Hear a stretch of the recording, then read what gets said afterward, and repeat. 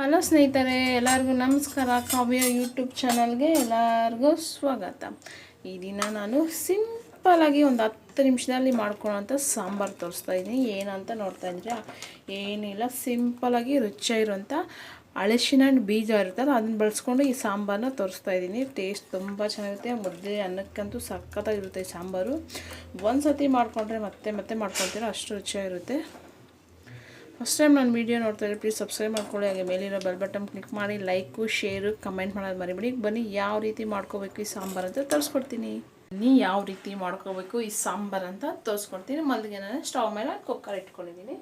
ಕುಕ್ಕರ್ಗೆ ನಾನು ಅರ್ಧ ಬೌಲ್ ಆಗೋಷ್ಟು ತೊಗರಿ ಬೇಳೆನ ನೀಟಾಗಿ ವಾಶ್ ಮಾಡಿ ತೊಗೊಂಡಿದ್ದೀನಿ. ಅರ್ಧ ಬೌಲ್ ಆಗೋಷ್ಟು ತೊಗೊಂಡಿದ್ದೀನಿ.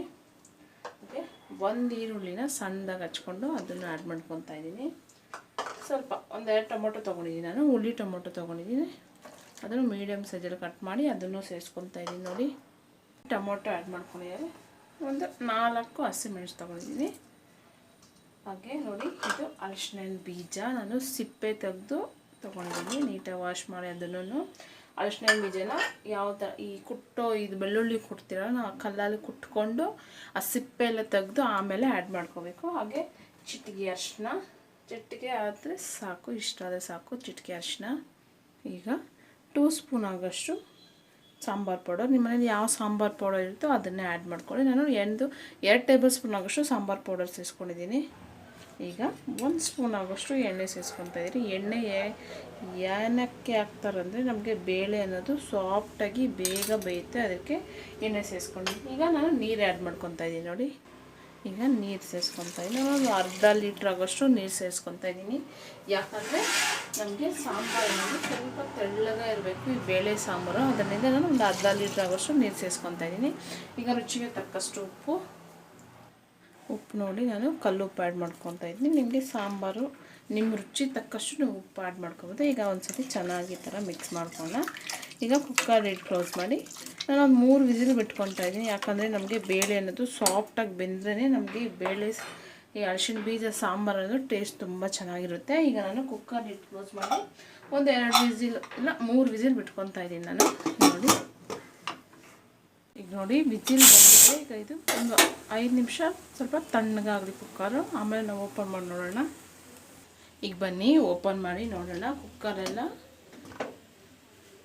ತಣ್ಣಗಾಗಿದೆ. ನಾನು ಲಿಡ್ ಕ್ಲೋಸ್ ಮಾಡಿ ನೋಡ್ತಾ ಇದ್ದೀನಿ. ನೋಡಿ, ಬೇಳೆಲ್ಲ ಸಾಫ್ಟಾಗಿ ಬೆಂದಿದೆ. ಈಗ ಒಂದು ಸತಿ ಮ್ಯಾಶ್ ಮಾಡ್ಕೊಳ್ಳೋಣ. ನೋಡಿ, ಈ ಥರ ಚೌಟಲ್ಲಿ ಮ್ಯಾಶ್ ಮಾಡ್ಕೊಬೋದು. ನಿಮ್ಮ ಹತ್ರ ಮ್ಯಾಶರ್ ಇದ್ದರೆ ನೀವು ಅದರಲ್ಲೂ ಮಾಡ್ಬೋದು. ನಾನು ಚೌಟಲ್ಲೇ ಈ ಥರ ಮ್ಯಾಶ್ ಮಾಡ್ಕೊತೀನಿ. ಯಾಕಂದರೆ ಟೊಮೊಟೊ ಮತ್ತು ತೊಗರಿ ಬೇಳೆ ಅನ್ನೋದು ಚೆನ್ನಾಗಿ ಬೆಂದಿರ್ತಾರೋ ಅದನ್ನೆಲ್ಲ ನಾನು ಚೌಟಲ್ಲೇ ಮ್ಯಾಶ್ ಮಾಡ್ಕೊತೀನಿ. ನೋಡಿ, ಈ ಥರ ಸಾಫ್ಟಾಗಿ ಮ್ಯಾಶ್ ಮಾಡ್ಕೊಳ್ಳಿ. ನಾನು ನೋಡಿ ಇಷ್ಟು ಮ್ಯಾಶ್ ಮಾಡ್ಕೊಂಡಿದ್ದೀನಿ. ಇಷ್ಟ ಆದರೆ ಸಾಕು. ಈಗ ನಿಮಗೆ ರುಚಿ ತಕ್ಕಷ್ಟು ಉಪ್ಪು ಚೆಕ್ ಮಾಡಿ ಆ್ಯಡ್ ಮಾಡ್ಕೊಳ್ಳಿ. ಇನ್ನು ಕಮ್ಮಿ ಆಗಿದರೆ ಆ್ಯಡ್ ಮಾಡ್ಕೊಳ್ಳಿ, ಬೇಡ. ಈಗ ನಾನು ಸಾಂಬಾರು ಸ್ಟವ್ ಆನ್ ಮಾಡಿಕೊಂಡು ಒಂದು 2 ನಿಮಿಷ ಕುದಿಸ್ಕೊಳ್ಳೋಣ. ಈಗ ನಾನು ಅಷ್ಟು ಕುದಿಯೋಷ್ಟರಲ್ಲಿ ಒಗ್ಗರಣೆ ಮಾಡ್ಕೊಳ್ಳೋಣ ಈ ಸಾಂಬಾರಿಗೆ. ಈಗ ನೋಡಿ, ಆ ಒಗ್ಗರಣೆ ಮಾಡ್ಕೊಳ್ಳೋಕ್ಕೆ ನಾನು ಸ್ಟವ್ ಮೇಲೆ ಒಂದು ಒಗ್ಗರಣೆ ಪ್ಯಾನ್ ಇಟ್ಕೊಂಡು ಒಂದು 2 ಟೇಬಲ್ ಸ್ಪೂನ್ ಆಗೋಷ್ಟು ಎಣ್ಣೆ ಸೇರಿಸ್ಕೊಂಡಿದ್ದೀನಿ. ಎಣ್ಣೆ ಚೆನ್ನಾಗಿ ಕಾಯಲಿ. ಈಗ ನಾನು ಸ್ವಲ್ಪ ಸಾಸಿವೆ ಆ್ಯಡ್ ಮಾಡ್ಕೊತಾ ಇದ್ದೀನಿ. ನೋಡಿ, ಸಾಸಿವೆ ಚೆನ್ನಾಗಿ ಚಿಡಿಬೇಕು. ಈ ಸಾಂಬಾರಂತೂ ಮುದ್ದೆ ಜೊತೆ ಅನ್ನದ ಜೊತೆ ಅಂತೂ ಸೂಪರಾಗಿರುತ್ತೆ. ಒಂದು ಸತಿ ಟ್ರೈ ಮಾಡಿ ನೋಡಿ ನಿಮ್ಮ ಮನೆಯಲ್ಲಿ ನೀವು. ಈಗ ಅರಿಶಿನ ಸೀಸನ್ ಅಲ್ಲ, ಎಲ್ಲರ ಮನೆಯಲ್ಲೂ ಇದ್ದೇ ಇರುತ್ತೆ ಅರಿಶಿನ ಬೀಜ. ತಿಂದು ಬಿಸಾಕೋ ಬದಲು ಇದರ ಸಾಂಬಾರನ್ನ ಟ್ರೈ ಮಾಡಿ, ಸೂಪರಾಗಿರುತ್ತೆ ಕಣ್ರಿ ಸಾಂಬಾರು. ನೋಡಿ, ಸಾಸಿವೆ ಚಿಡಿತಾ ಇದೆ. ಈಗ ಕರಿಬೇವು ಮತ್ತು ಈರುಳ್ಳಿ ಆ್ಯಡ್ ಮಾಡ್ಕೊಳ್ಳೋಣ. ಈಗ ನಾನು ಈರುಳ್ಳಿ ಸೇರಿಸ್ಕೊತೀನಿ. ಈಗ 2 ಒಣಮೆಣಸು ಆ್ಯಡ್ ಮಾಡ್ಕೊತಾ ಇದ್ದೀನಿ.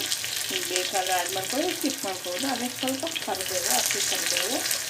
ಇವಾಗ ಸ್ವಲ್ಪ ಹೊತ್ತು ಲೈಟಾಗಿ ಗೋಲ್ಡನ್ ಕಲರ್ ಬರೋವರೆಗೆ ಫ್ರೈ ಮಾಡ್ಕೊಳ್ಳೋಣ. ನಾವು ಜಾಸ್ತಿ ಫ್ರೈ ಮಾಡಬೇಕಂತೇನಿಲ್ಲ, ಲೈಟಾಗಿ ಫ್ರೈ ಮಾಡಿಕೊಂಡ್ರೆ ಸಾಕು. ನೋಡಿ, ಇಷ್ಟ ಆಗುತ್ತೆ ಸಾಕು. ಈಗ ಇದು ರೆಡಿಯಾಗಿದೆ. ಈಗ ನಾವು ಇದನ್ನ ಸಾಂಬಾರು ಜೊತೆ ಸೇರಿಸ್ಕೊಳ್ಳೋಣ. ನಾವೀಗ ಈ ಕಡೆ ನೋಡಿ ಸಾಂಬಾರನ್ನು ಕುದೀತಾ ಇದೆ. ಇದು ಇಷ್ಟು ಕುದಿದ್ರೆ ಸಾಕು. ಈಗ ನಾನು ಸ್ಟವ್ ಆಫ್ ಮಾಡ್ಕೊತೀನಿ. ಸ್ಟವ್ ಆಫ್ ಮಾಡಿಕೊಂಡು ನಾವು ಒಗ್ಗರಣೆ ರೆಡಿ ಮಾಡ್ಕೊಂಡ್ರಲ್ಲ ಅದನ್ನ ಸೇರಿಸ್ಕೊಳ್ಳೋಣ. ನಿಧಾನಕ್ಕೆ ಸೇರಿಸ್ಕೊಳ್ಳಿ. ಈಗ ಒಂದು ಸತಿ ಮಿಕ್ಸ್ ಮಾಡಿಕೊಂಡ್ರೆ ನಮಗೆ ಸೂಪರ್ ಟೇಸ್ಟಿಯಾದಂತಹ ಹಲಸಿನ ಹಣ್ಣಿನ ಬೀಜದ ಸಾಂಬಾರು ರೆಡಿಯಾಗಿದೆ. ನೋಡಿ, ನೋಡ್ತಾ ಇದ್ದಲ್ಲ, ನಿಮ್ಮ ಮನೆಯಲ್ಲೂ ನೀವು ಟ್ರೈ ಮಾಡಿ. ಹಾಗೆ ಹೇಗೆ ಬಂತು ಅಂತ ಕಮೆಂಟು, ಲೈಕು, ಶೇರ್ ಮಾಡೋದು ಮರಿಬೇಡಿ. ಈಗ ಬಾಯ್.